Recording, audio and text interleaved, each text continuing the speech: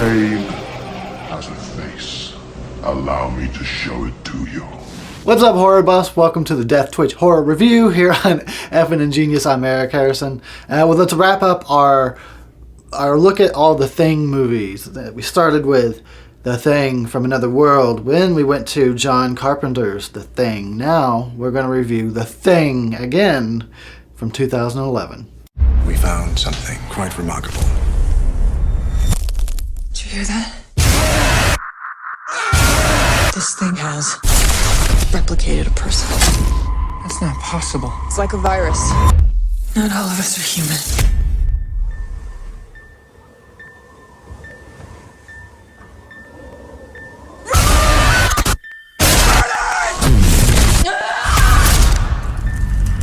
The Thing, rated R. The plot of The Thing from 2011 is basically a prequel to John Carpenter's The Thing from 1981. It shows us exactly what happened at that Norwegian camp that Kurt Russell's character goes to visit in the first one, and he's going there to try and figure it out. So now this film takes us back there to show us exactly what went down and how The Thing came to be. Good enough. So there's your plot. Now, when this movie came out, I just assumed it was a remake because it's called The Thing. There's no subtitle to it, you know. I just had no idea. I was like, oh, they remade The Thing. Nah, no thank you. I wasn't that interested. I was hearing some good things. Some people were like, hey, it's okay. But it wasn't enough to get me to go watch it. The only reason I watched it is because I was doing this here review of all the Thing movies. So I was like, all right, I guess I'll finally watch the remake of The Thing. Turns out it's not exactly a remake, it's a prequel.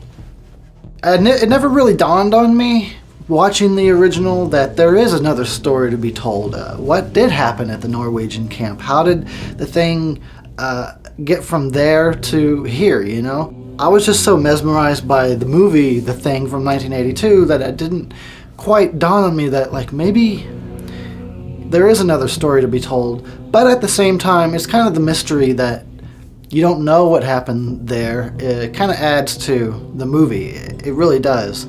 But if they're gonna do another Thing movie, rather than do a sequel, rather than doing a remake, I think a prequel was probably the best way to go. So the director of this movie, whose name I can't pronounce as usual, but he was a big fan of the movie. It's one of his favorite movies, and he appears to have tried. He really tried to take great care in the production of this prequel. He shot it on all film. He didn't want to shoot digital. He shot it in the same format that the original was shot in. He wanted to focus more on, like, the human elements of the story and let the gory alien effects be there, but not like the focus of the movie. He didn't want that to be like what the whole movie was about. He really wanted to do a good prequel and an homage to the 1982 The Thing. According to the research I've done, and don't quote me on this, but it seems like what happened was the studio kind of got involved and derailed the project to a certain extent. They insisted on some changes be made that probably were detrimental to the film rather than helpful.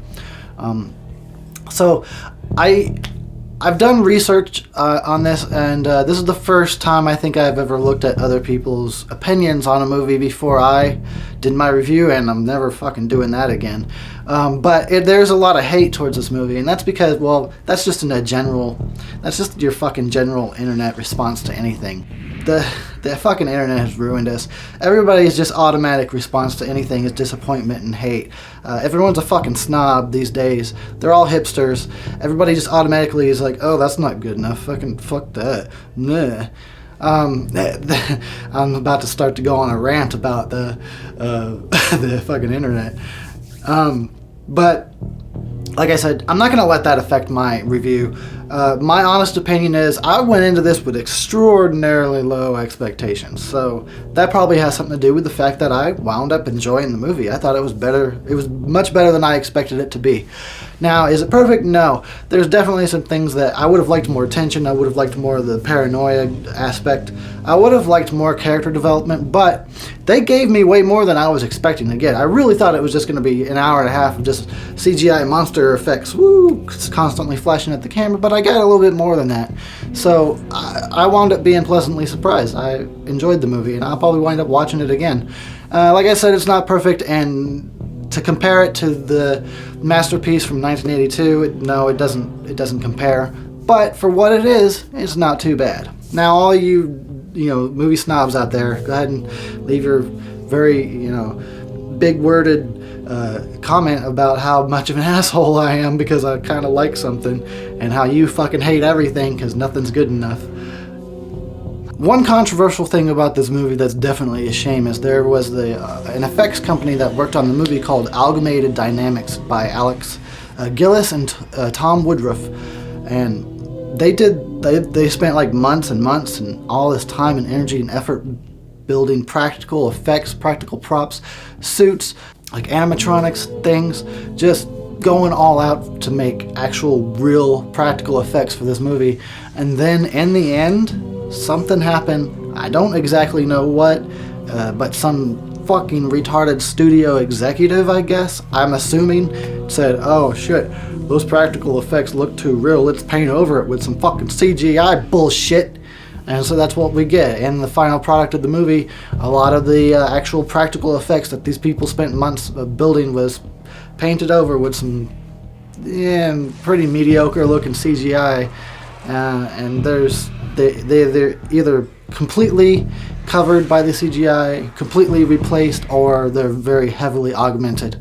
So all this work that these people at Amalgamated Dynamics put into their effects was just tossed out, and you don't hardly see any of it in the movie. That's a real shame because, come on, this is something the original movie, made in 1982, mind you, is most known for and notorious for, is the badass practical effects that are so disgusting and nightmarish and scary.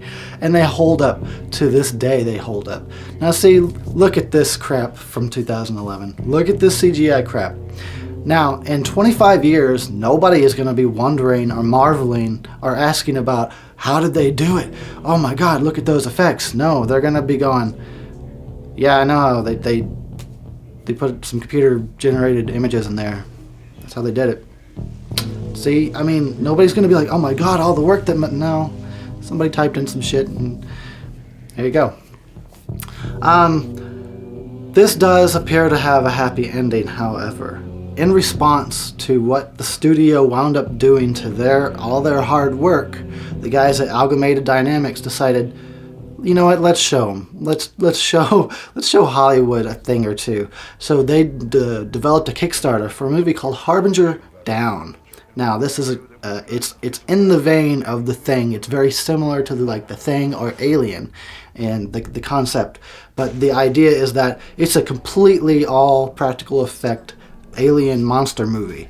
No CGI to be found anywhere. Now they reached their goal. They're in the process of making it right now. I believe it will be released sometime this year. And I'll tell you what, I'm fucking excited to see it. I want to see some real goddamn effects. I miss that shit. Bring it the hell on.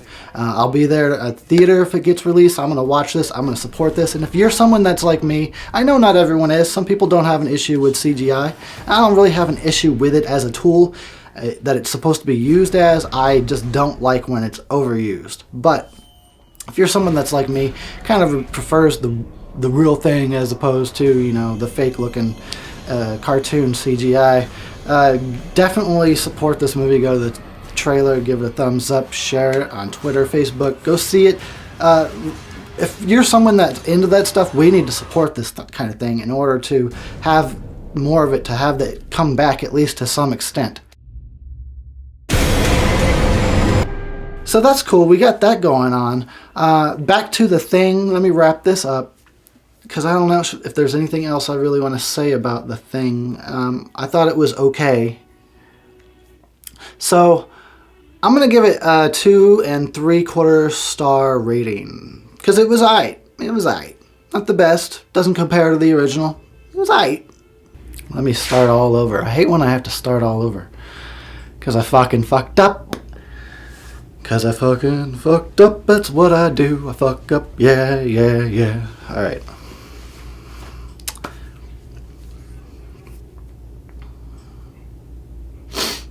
I'm not gonna start over, fuck that.